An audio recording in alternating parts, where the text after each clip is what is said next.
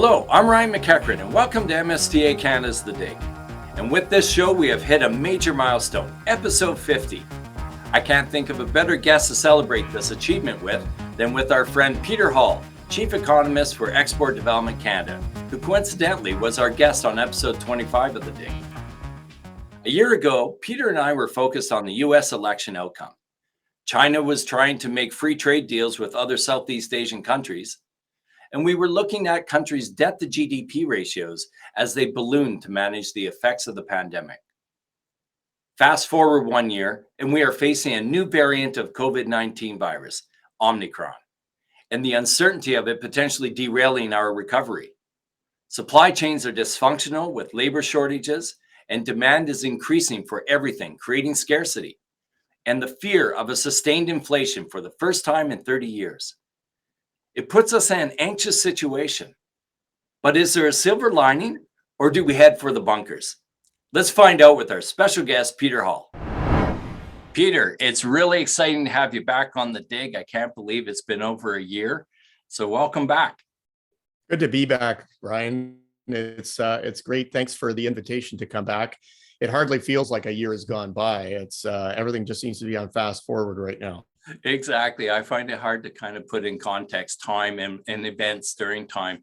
And if I can talk about that, a year ago, or just over a year ago, we were talking about President Biden was just elected into the US and what that was about. We were talking about free trade agreements and globalization in that context in terms of where the pandemic was. We're also talking about debt to GDP ratios of countries, and as expected, they've increased. Fast forward now a year, we're looking at, of course, those debt to GDP ratios are up as expected. We're looking at now, though, severe supply chain disruptions. It's hard to believe that it was just March. Well, it seems like longer ago, but for me, but Evergreen, locking up the Suez Canal, and now we've got semiconductor shortages. You go around, you see any auto lot right now, they're pretty bare. And people are struggling to find containers, let alone see the price increases and squeezes on those. Our ports are congested. So we put that into context, and I've got two kind of major themes here. One of them, we're seeing this dialogue about resilient supply chains, more regional. And in fact, the US government has just signed in that $1.2 trillion infrastructure bill, which has this kind of slogan, build American, buy America to it. And, so what I'm seeing here are two major themes that we can kind of unpack is this inflation, which we're feeling right now and how persistent that may be. And then, of course, let's talk about, I guess, globalization, where it fits within the supply chain context. So, Peter, where do you want to start? Well, you've done a great job of summarizing some of the key challenges that we have in the world economy right now, Ryan. And there's no doubt that, it just seems pretty bleak when we look out of the window. First of all, the pandemic hasn't been wrested to the ground yet. And we were all hoping, I guess at this time last year, we thought, well, we hope to goodness that by the time we're talking again in a year, we're going to have something really positive to say about this. And right on the heels of, it was probably organized for our interview here, Ryan, but Omicron comes onto the marketplace, and it's like, okay, all those things that I might have said about the way the world economy was going, I've now got to be more creative about all of that. But the key points that I would say are, we're still managing through the pandemic, but world economy is very hot. And so we're sort of doing like Yogi Berra said, right? When you reach the fork in the road, take it. Everybody goes, oh, what does that mean? Well, in the current context right now, it means that we're managing the pandemic and we're also charging ahead with the economy. And at least part of that, Ryan, is because, we can't afford to perpetually lock down the economy in an intermittent way that nobody can plan for. It just wreaks havoc with the fine tuning that we have in our world economy right now. So there's a lot of unintended consequences about this. And of course, the supply chain blockages are really the big manifestation of that. And so, China, East Asia, Southeast Asia come on much faster than our economies, who are still dealing with lockdown and the absorption of the pandemic and so forth. So what happens? Well, they open up all of their exporting and they export merrily to the rest of the world, which is in lockdown. So the ships arrive, they might not even be able to be unloaded. If they can be unloaded, there's certainly not a return cargo because everything that could return is all shut.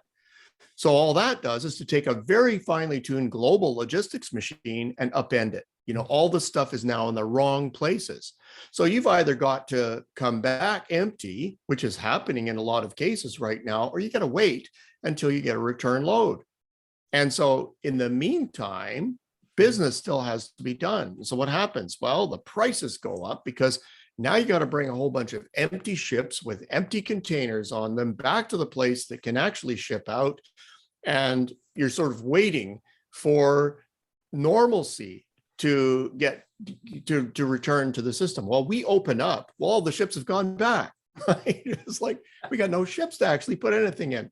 So logistics, according to the people inside the logistics industry, is a mess right now. It's just a mess. Everything is perverse. It's happening in the wrong way.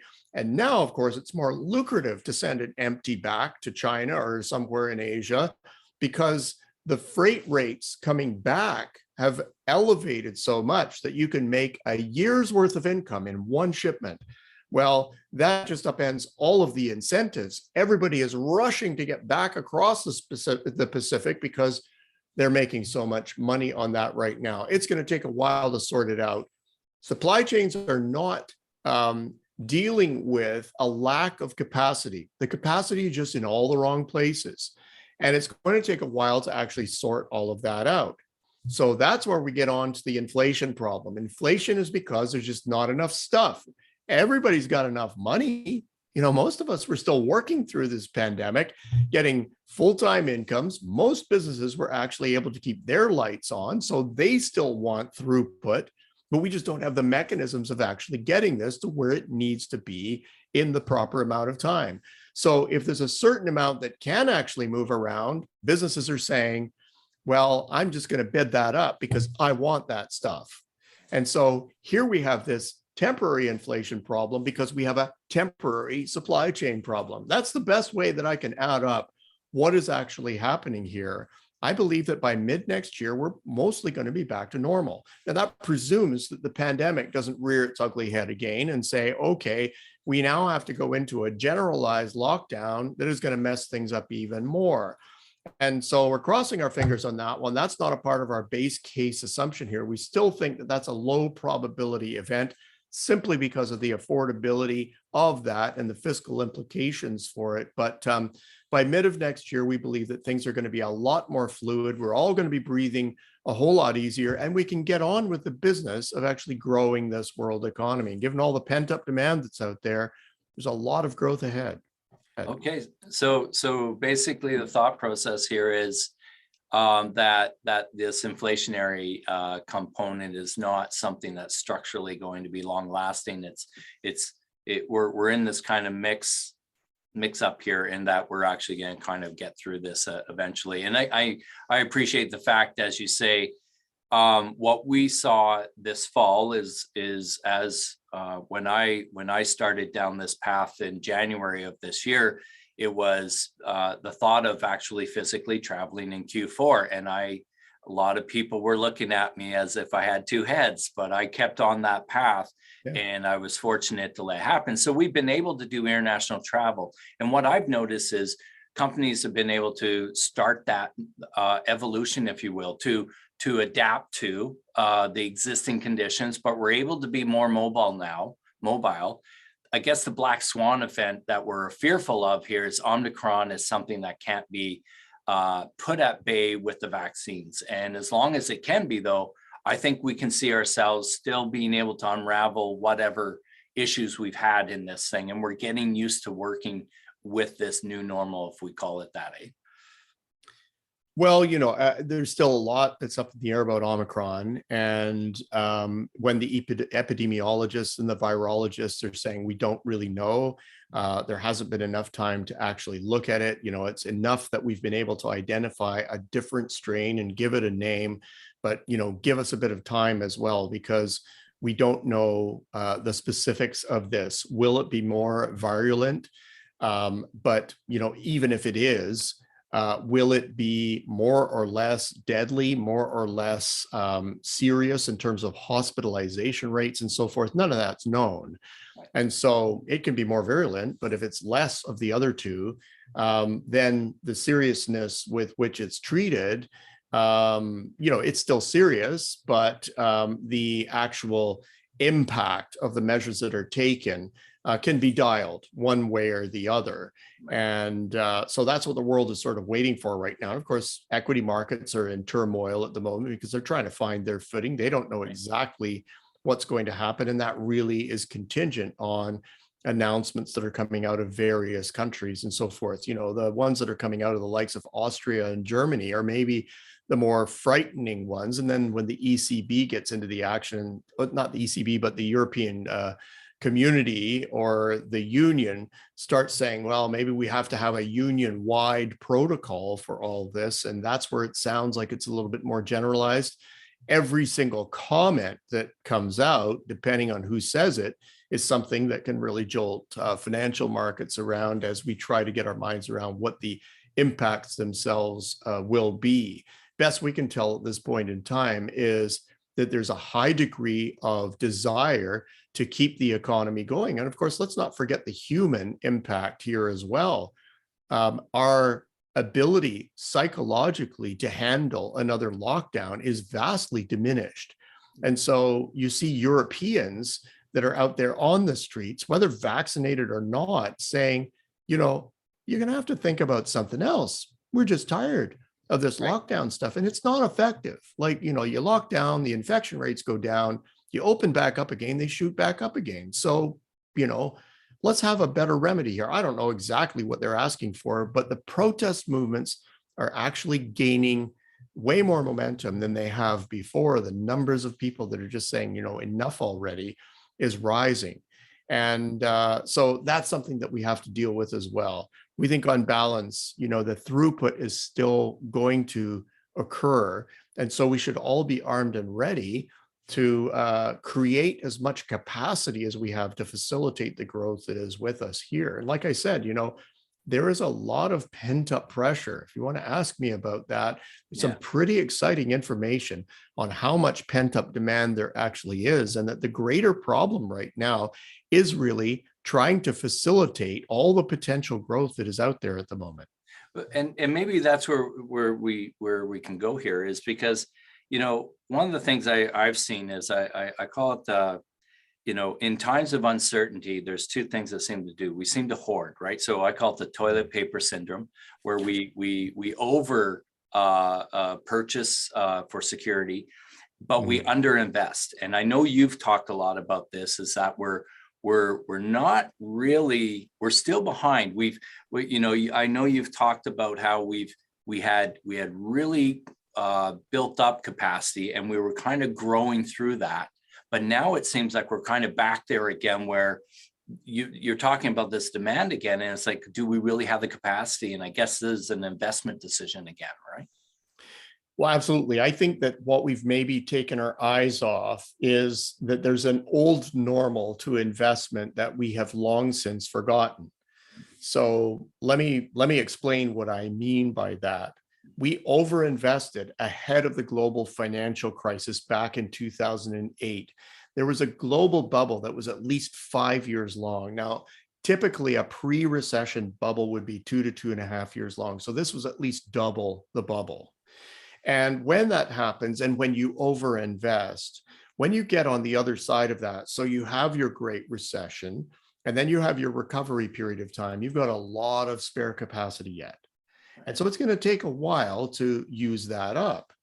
And some of it has to be modernized, but that's not enough to get investment back to normal levels. You're going to be a long period of time, multiple years underneath the curve. Now, we are so, I guess, what is it? High frequency in the way that we look at things, that, 2 years worth of data is ancient history to many people. Right. So if you're down in an investment chasm for 3-4 years, people start calling it a new normal. Right. And they say, we just don't need to invest like we did in the past. Well, you don't have any demand. That's why you're not investing right now. But who said the demand isn't going to come back? just to regular levels that respect the way that we used to operate. So, regular people have this many cars, this many appliances, this many places to live, this many shirts, it goes right down to the micro side of the economy. And, when we were all in great excess, we've all got a lot of excess to use up. And so we can bide our time for a number of years before we actually get back to normal. We started getting back to normal in 2016, and then, other things happened. The pandemic came along, and people are convinced, well, that lasted for 11 years and it was at a subnormal rate of activity. So it must be a new normal.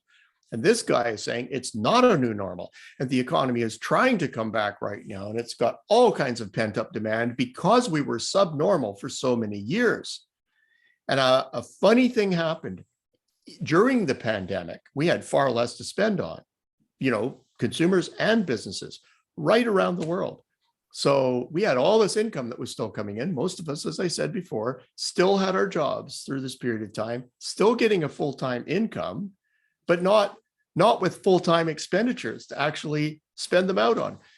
Okay, so what are some of the things that we weren't doing? Well, at a very basic level, we weren't going to concerts, we weren't going to sports games, we were not commuting to work, many of us. Okay, that's a major expenditure when you think about it. We weren't going on big vacations. And so, all the money that was spent on that kind of thing, what did it do? It accumulated inside of demand deposits. The demand deposits are one of the least interesting variables in the entire economic world, because typically you could draw it with a ruler. It is so boring. Like, I've never used it for anything before, but the pandemic comes along and all of a sudden this number shoots up. And now in the United States, it's worth 18% of GDP, just sitting out there waiting to be spent, not invested, but just sitting in a zero interest bearing checking account. And so, we got to ask ourselves the question, okay, what happens then when this money actually spills out into the economy? Well, if you've got 18% worth of GDP sitting there and it all comes into the economy in one fell swoop, you revise your growth up by 18%. Like, I get wildly excited about revising up by 1%, 2%, right? But 18%, you think you got a supply chain problem now. This is crazy time. So look, that's what I'm talking about in terms of pent up pressure. Now, we draw a line from that to the question that you asked, and that is, how about investment? Well, we're nowhere near calibrated to absorb that kind of stuff. So I just wrote a blog spot that gave 4 key reasons why we need to actually invest like crazy right now.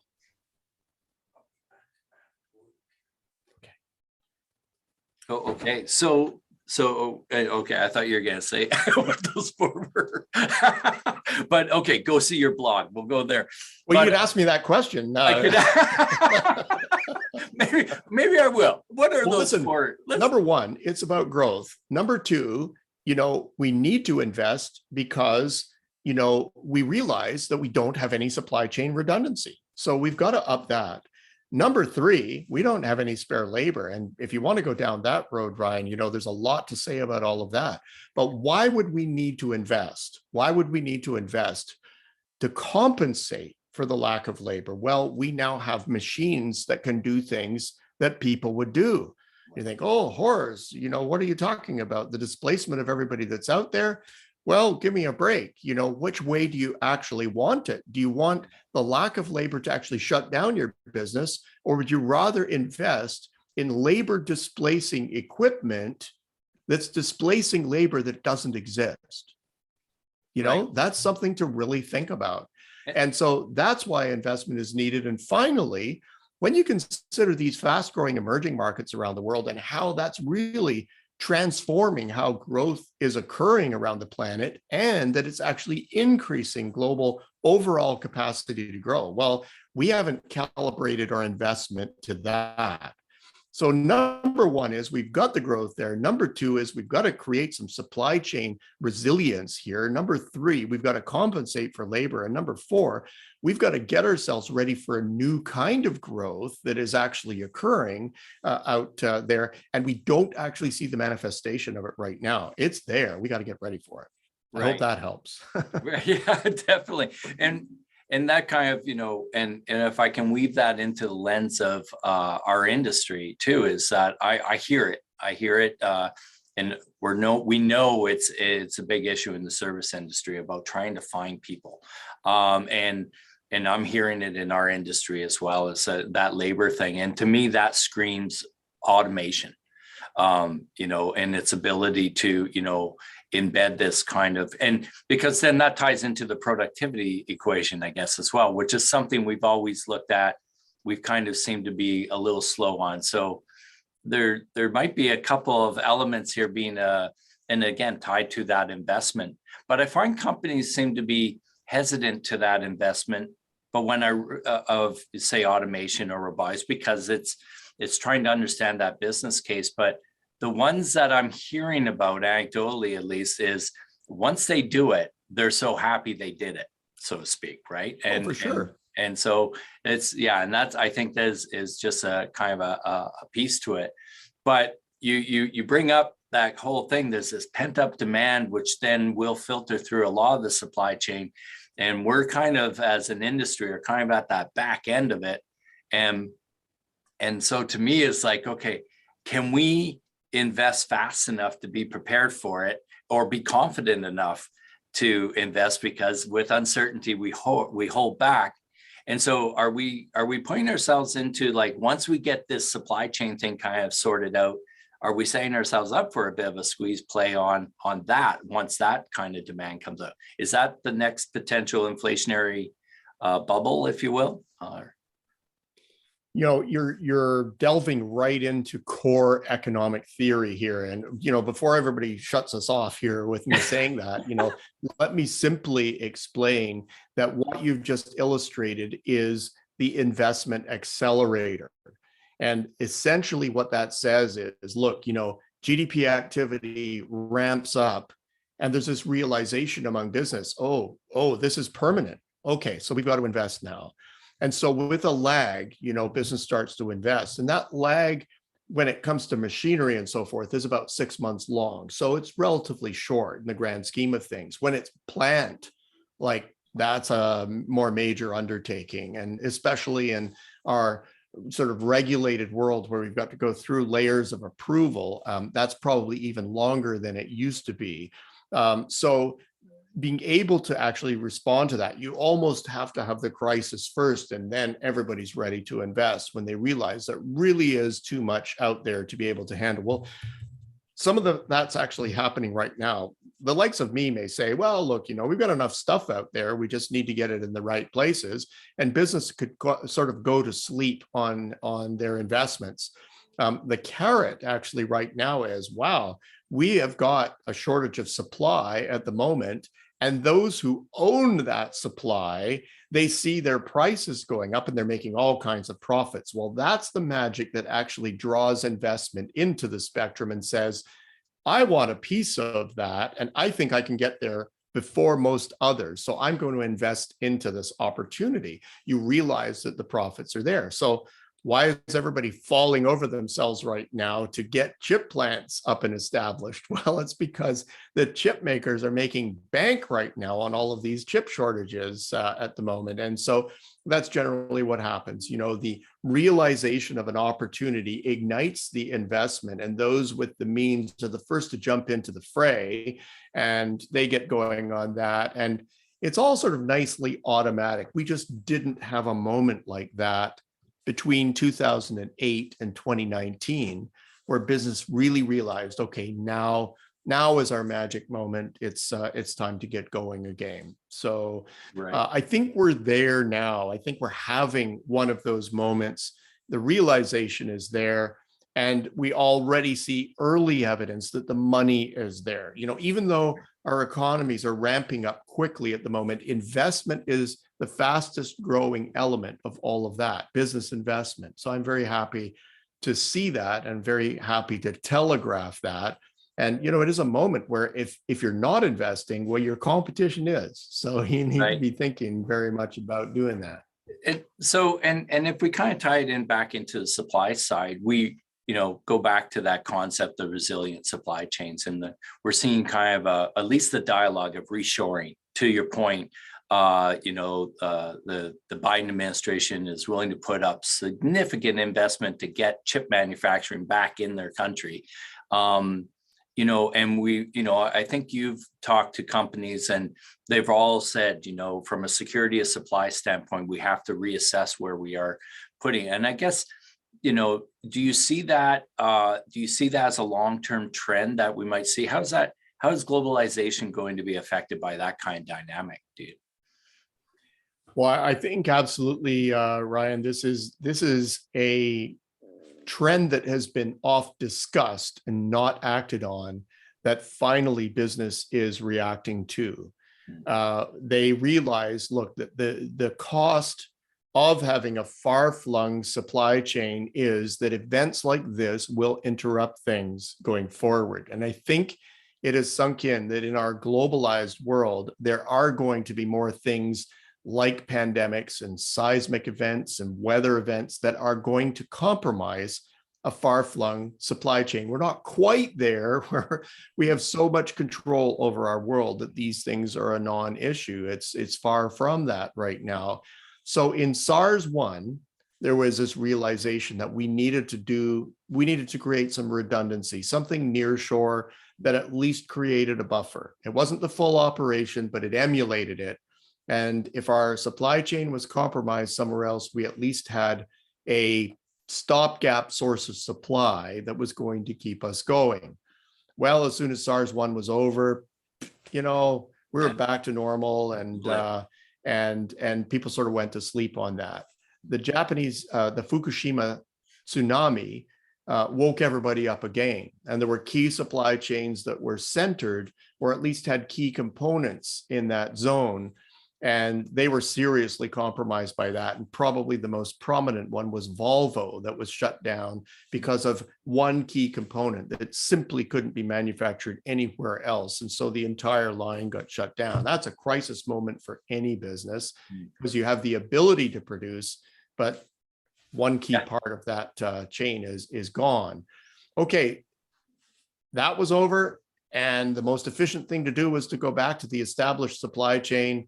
And so that got forgotten. We rebuilt, and it just was on the shelf as a theory. This time around, the cost has been so great because the length of time has been so great. And so people have said, okay, if this kind of thing can happen, we need a more regional model for our supply chain. So if we're selling in North America, we need a North American supply chain. Equally, if we're selling in East Asia, we need an East Asian supply chain. So the same applies. It's not just all about bringing everything back here because this is a safe place to produce for the entire world.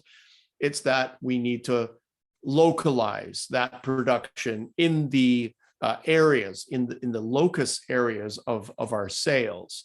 And so this seems to be happening. And a recent UPS study is corroborating that this time around, it's not fiction, it's fact. It's actually boots on the ground plans for creating that redundancy. And the chip plant plans that we're seeing right now are just one part of that. It spans across a number of different organizations, a number of different industries, and of course, different regions of the world. This seems to really be taking hold right now. And so that is, yes, a trend. Now, does it spell the end of globalization? I don't think so. Not a chance.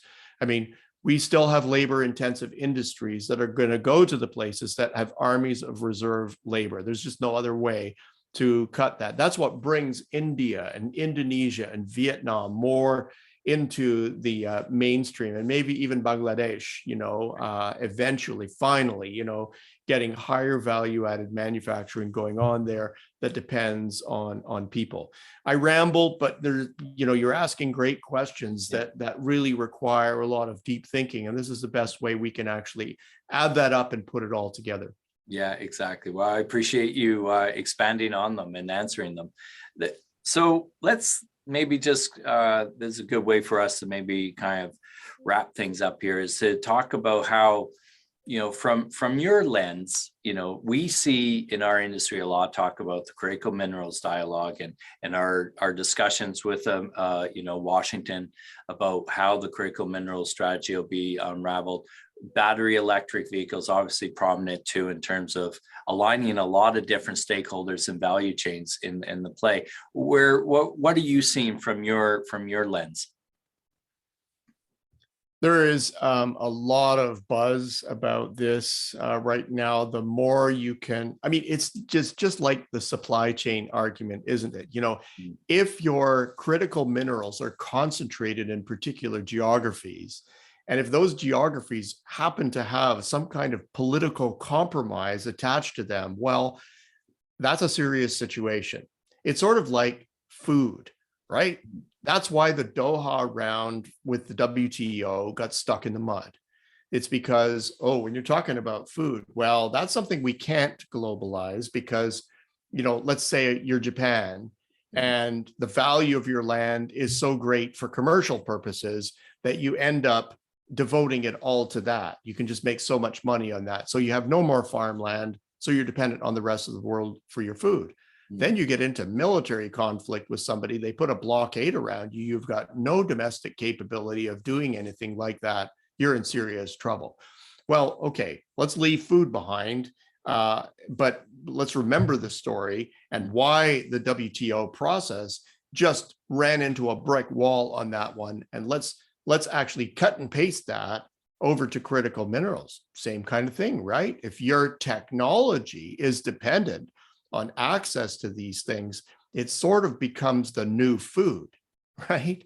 If you can't move forward in that way, well, that's a showstopper. There's no question about that. And so every country is now saying, okay, in a geostrategic sense, where do I want my localities of dependence to be? Right. Well, you get zany ideas like former President Trump wanting to buy Greenland, for access to that kind of thing. That's a pretty wild, sort of suggestion in today's world. Right. But the truth of the matter is the US has actually been there before. If you like, they might have actually been, seeing Greenland as a piece of their own manifest destiny. You had the growth east of the Appalachians, and then you had the Louisiana Purchase, and then you had, the onward expansion to the west, the purchase of Alaska and so forth. That's core, American nation building, if you like. And so the purchase of Greenland is, as bizarre as it sounds right now, is actually a part of the way that they do things. Well, that is how economies are thinking about access to things like critical minerals. And that's where, if you're a good place to do business, and if you're politically safe, and if you have access to these things, well, all of a sudden your currency is way up there. Now, I know that there's a lot of talk about Canada's capabilities or future potential with respect to being a supplier to the rest of the world of some of these critical minerals and rare earths and so forth. I think that the way that I've put that context together, the context that we're operating in, makes us the apple of a lot of people's eyes at the moment. Right. Well, I think it's a positive way to kind of close out our conversation. And once again, always a pleasure to have you on here, Peter. And I look forward to seeing you in person potentially next year. So we'll monitor that situation as we go. And again, thank you very much for taking the time to be on the dig. It's my pleasure to be on the dig with you, Ryan. All the best to you and your work with the association. And I can't wait to be back in person, chomping at the bit to do that. So you take care, and we'll cross our fingers that is our reality next year. Excellent. Thanks. Take care. Too. That's it for this week's episode. I'd like to thank Peter Hall from EDC. And remember, you can follow us on Twitter at Mining Suppliers and LinkedIn, and subscribe to our YouTube channel to get instant access to all our episodes of The Dig. Thanks for joining us. Until next time, I'm Ryan McEachran. Take care and stay safe.